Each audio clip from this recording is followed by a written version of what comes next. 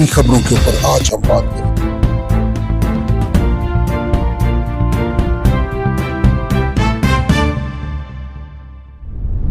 तो अस्सलामुअलैकुम नाज़रीन, टीवी के प्लेटफॉर्म से मैं हूं सुल्तान और आप देख रहे हैं मेरा डिजिटल चैनल।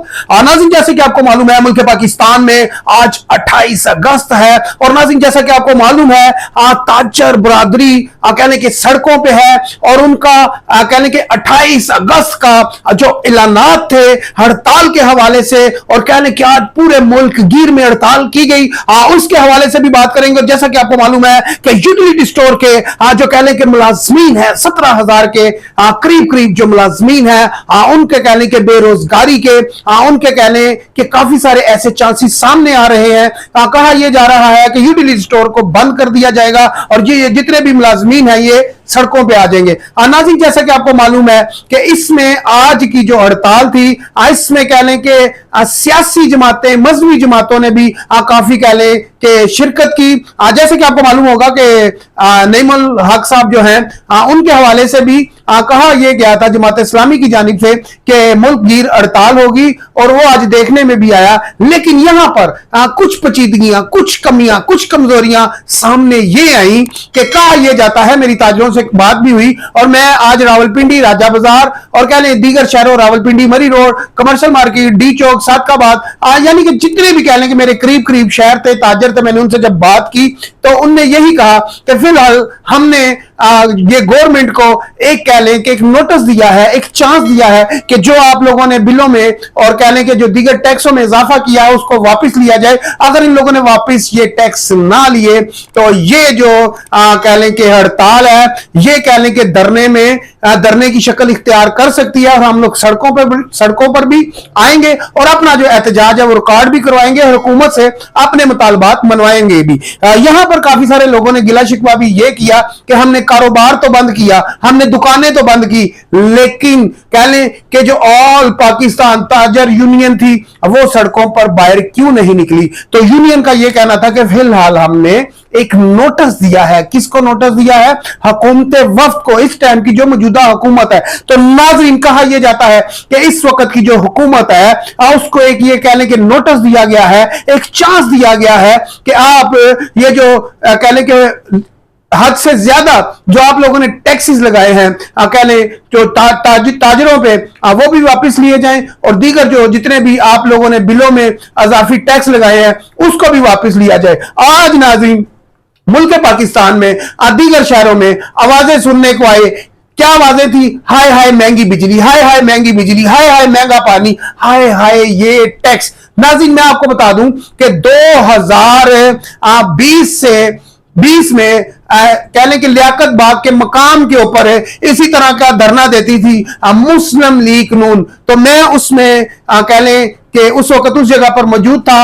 उस धरने में उस कह लें इमरान खान साहब की हुकूमत में कहा यह जाता है कि ये जो कह लें कि इमरान खान साहब की हुकूमत के दौरान जब मुस्लिम लीग नून के कह लें कि जो रहनुमा थे, वोटर थे, सपोर्टर थे, कह लें कि टिकट होल्डर थे, जैसे कि हनीफ अब्बासी साहब है, राजा हनीफ एडवोकेट साहब है, मरियम औरंगजेब साहबा है, शकील अवान साहब है, अगर मैं इन सब की बात करूं, सॉरी चौधरी दानियाल साहब भी जनाब और इसामा साहब भी, उनके जो बेटे कह लें कि चौधरी तनवीर साहब के दोनों बेटे हैं, उनकी बात की जा रही है। ये सारे सियासतदान रावलपिंडी में जमा हो जाते थे इमरान खान के दौरे हुकूमत में, कहते थे कि हाय हाय महंगी बिजली, हाय हाय महंगी रोटी। जब ये चीखें, ये पुकारें आप मुस्लिम लीग जो कह लें कि इमरान खान साहब के दौरे हुकूमत में मारती थी, तो आज क्या हुआ कि जो मुस्लिम लीग नून है उनकी जुबान पे एक ही चीज आती है, हमने रियासत बचाई, सियासत नहीं बचाई। तो मेरे भाई, आपने रियासत बचाई, सियासत नहीं बचाई, नजर आ रहा है, ठीक है, मान लिया इस बात को, लेकिन आपने गरीबों को नहीं बचाया। गरीब जो थे वो गुर्बत की सतह से नीचे तर चले गए हैं। मुझे ये बताएं, मैंने कह लें कि थोड़ा नाज़रीन हम जाते हैं यूटिलिटी स्टोर के जो मुलाजमीन हैं उनकी जानिब जाएंगे।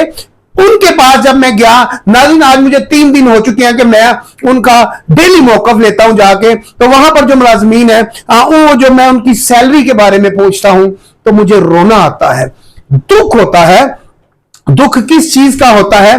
दुख इस चीज का होता है जनाब मुझे कि वहां पर जो मुलाजमीन है नाज़रीन, किसी की सैलरी है 32,000, किसी की 35,000, किसी की 40,000। जब किसी के घर में मुझे यह बताए कि बिल जाएगा 22,000, 23,000, 24,000 का, तो फिर मुझे यह बताए वो 32 या 24 या 35 या 40,000 की सैलरी में से बिल जमा करवाएगा, या अपने घर का किराया देगा, या अपने बच्चों को खाना खिलाएगा, या उनको स्कूल भेजेगा।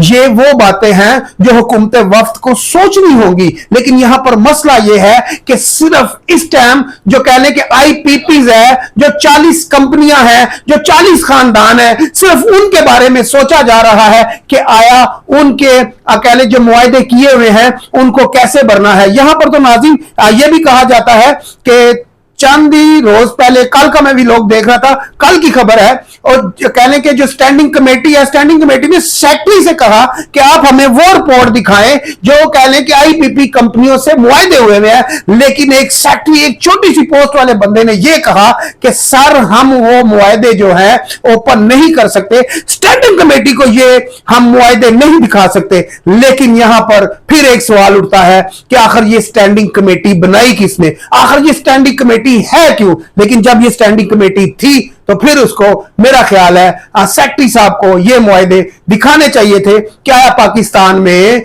जो कह ले कि लूट का बाजार गर्म है, जो 40 खानदानों को नवाजा जा रहा है, मेरे मुंह से जो नवाला, मेरे मुंह से बच्चों, मेरे बच्चों के मुंह से जो नवाला छीन के IPPs की कंपनियों में जो डाला जा रहा है, जो उनकी तिजोरियां भरी जा रही हैं, आखिर उसमें क्या लिखत पड़ता है, आखिर उसमें क्या मुआहदे हैं, ये मैं जानना चाहता हूं। ये मेरा हक बनता है, मैं एक पाकिस्तानी हूं।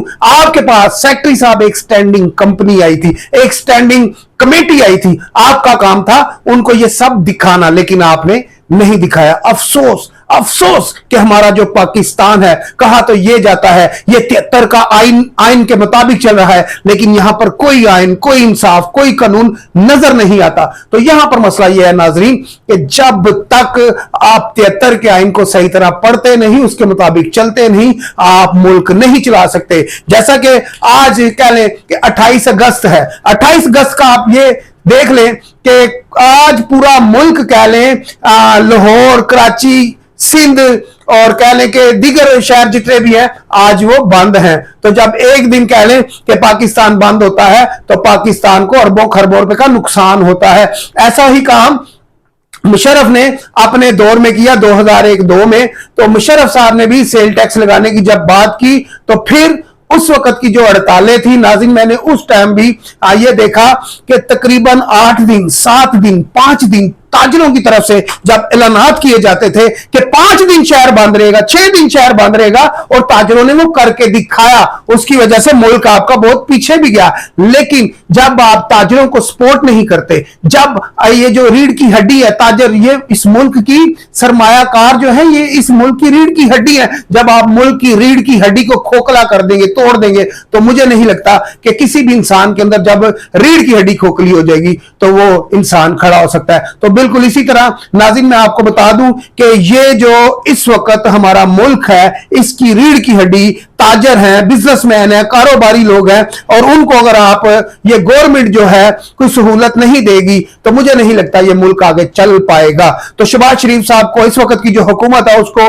होश के नाखून लेने होंगे। मसला यहां पर यह है कि आपको इन लोगों से बात उससे पहले कर लेनी चाहिए थी जब ये लोग सड़कों पे निकले थे।